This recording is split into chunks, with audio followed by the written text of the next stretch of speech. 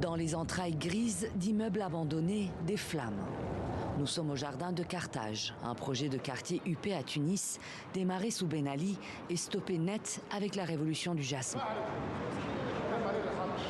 Au cœur de ces carcasses en béton, la police découvre un premier corps calciné, puis un deuxième. Une série d'immolations.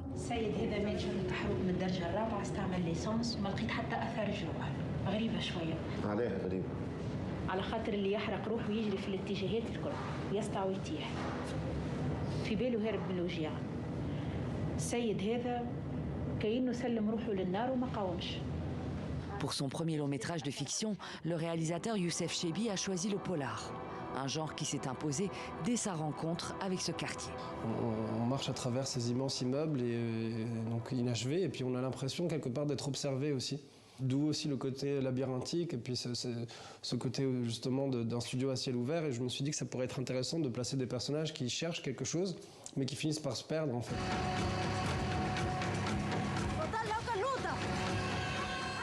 Perdu dans ses dédales, un duo de détectives, Batal et Fatma, chargés d'enquêter sur ces immolations inexpliquées.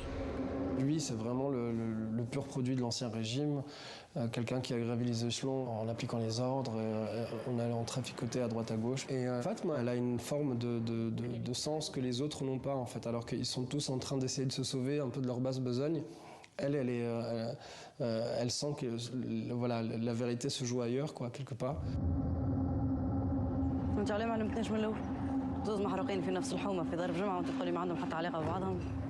Suicide ou meurtre, piste terroriste ou tueur isolé. L'enquête piétine, avec en toile de fond une police gangrénée par la corruption.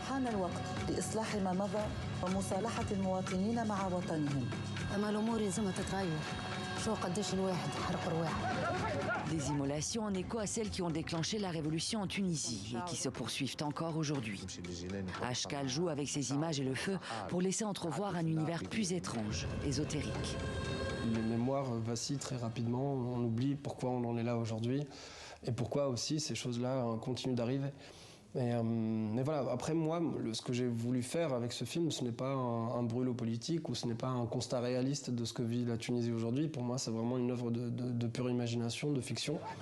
Un film aux frontières du fantastique, à la photo extrêmement soignée et au rythme parfois déconcertant, où le feu fait figure de personnage quasi hypnotique.